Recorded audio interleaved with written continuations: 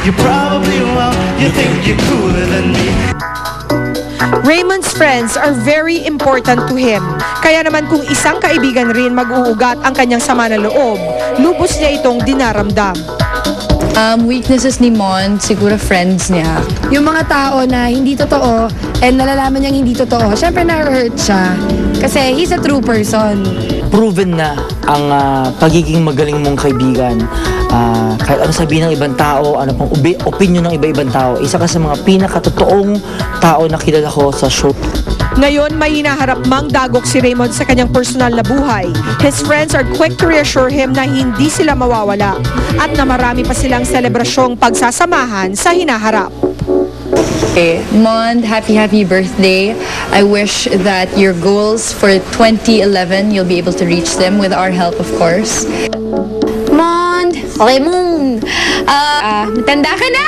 But don't worry, at least hindi halata sa looks mo. You're still so guwapo. And I hope to travel more with you, and I hope that we both save more money and get to buy houses this year.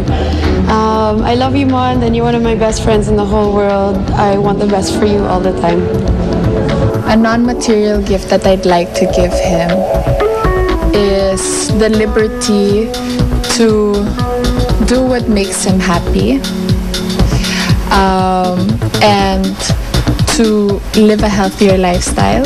We're not getting any younger, so I just wish na this year mag-ipon na talaga tayo for our future. I love you so much, and be happy today, and always be happy. Alam mo, thank you guys. Grabe, Mon, ha? Mas lalo maiiyak si Raymond I just have to say, si Ann Curtis, you're such a liar. I don't want to be a singer. But wait, Mon. Gusto ko munang sabihin na ang gaganda ng mga kaibigan mo. Nakakaloka. What any guy would give to be in the same group as you. Correct. Pero ano daw yung guitar dance? Kailangan daw namin makita ko. Ayoko naman. Ginagawa ko lang yun pag kami lang magkakasama. Ano ba yung... Wala, parang sa guitar, ganun. It's stupid. Habang and you do that while dancing. Parang yun kasi may signature dance kaming lahat eh. Mon, how much of a weakness is your friends to you? I'm very protective, like what they said. Pag may kailangan sila, nandyan lagi ako. And at the same time, ganun din sila sa akin. So I just reciprocate kung ano man yung binibigay nila sa akin.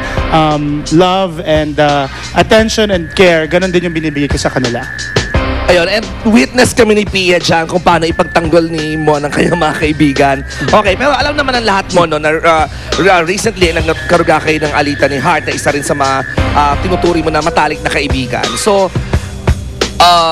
siyempre last week bilang nasa Sinulog Festival ka sa Cebu, nagsabi mo nga ngayon mo ikikwento sa amin. So ano talaga yung saloobin mo? You know what? I don't want to dwell and make this a big deal because I think the press made it a bigger deal than what really was. I mean, it's really just tampuhan. Siguro at that time we weren't comfortable to say hi to each other kasi nga una namin pagkikita yun after nung gulo with my mom. So I don't blame anyone na hindi kami nagkabatian or hindi kami nagkita or something. Pero I don't want to make it a big deal na because today, nakita na kami ni Heart and we both made beso to each other. Okay na kasi, you know, wala naman talaga kami pinag-awayan na walang kadahilan para mag-away kami ni Heart. Of course, I don't condone the things that happened between her and my mom. And of course, I will always be on the side of my mom with that matter. Pero on a personal level, wala dapat kaming pag-awayan ni Heart. So, kamusta yung chikahan ninyo kanina? Nakita nga po namin, nakunan po ng Showbiz Central kanina lamang po yan sa Party Pilipinas studio. Was it awkward? Or talagang parang walang nangyari? Or after ba niyang nakunan natin, nagchikahan pa kayo after that? I think it was a very light moment. Right. Hindi siya yung parang naging kabado or any awkwardness. You know, I just came off from the production number and my friends were there to greet me. Tapos pabalik na kami ng dressing room. Magkatabi yung dressing room namin ni Heart. So, hindi talaga may iwasan na magkikita talaga kami at magkikita every week. So, I think just to drop everything, parang pareho kaming parang, why are we fighting? Why are we even making tampuhan over nothing? Diba? So siguro, ang hirap din na meron kang kaalitan or katampuhan na katrabaho mo. Na you're in the same show, you're in the same studio, magkatabi ba ang dressing rooms namin? So for me, you know, at that time, sabi ko, what the hell, it's my birthday. Diba? Binati ka naman niya ng happy birthday. She smiled at me and we made beso. Alright. At least light ang kanilang pagkikita. But Mon, how willing are you to let bygones be bygones? Just to forget about whatever I think through problem time, there was. because if it was just me, it's so easy for me to deal with issues with friends. Kasi pag maganda yung foundation ng friendship ninyo, konting alitan, konting tampuhan, mafi-fix ka agad yan, mariresolve ka agad yan, di ba?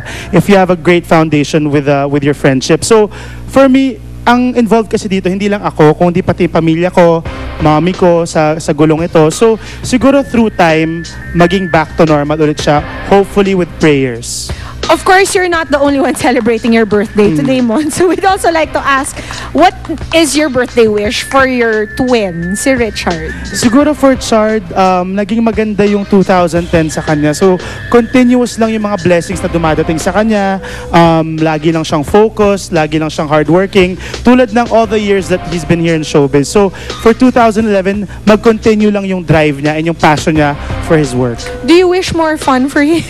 Siguro more downtime maybe to enjoy what he has in life. Or rest, bilang si Chard, napaka-busy. Yes, so siguro after ng Captain Barbell, after ng movie, maybe he can find some time to travel with me. Wow. We haven't traveled to Europe together, so sana magawa namin yun this year. Okay, bakit yung wish mo naman para sa sarili mo? Maraming pinag-uusapan ngayon, mas trending daw sa Twitter ang pagkanta mo kanina ng live. I wanna think... Sa Party Pilipinas. Oo. Kasi yung Party Pilipinas, sinabi ko, ano bang gusto nyong gawin ko for my birthday? They're like, what if you sing? Sabi ko, sige, i-record ko na lang.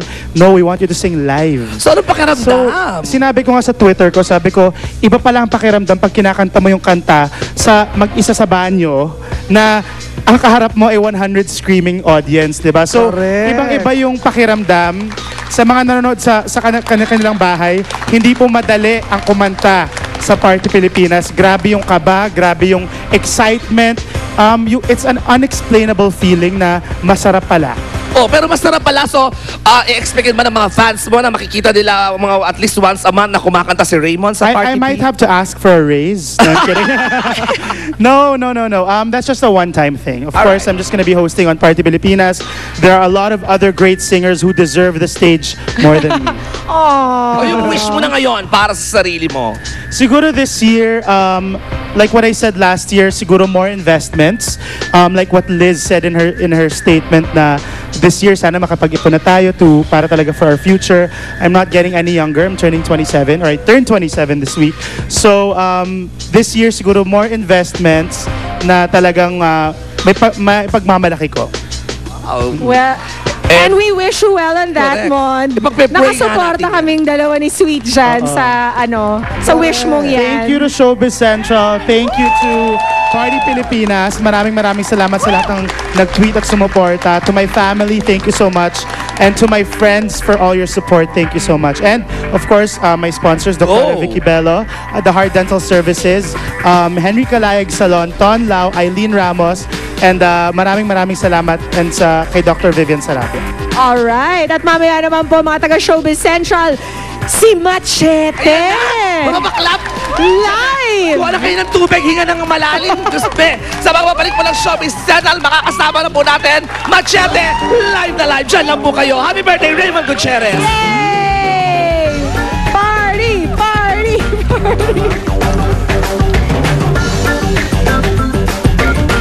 At mga miyembro ng football team ng Pinas na Ascals, may pinagkakaguluhang video ngayon sa internet.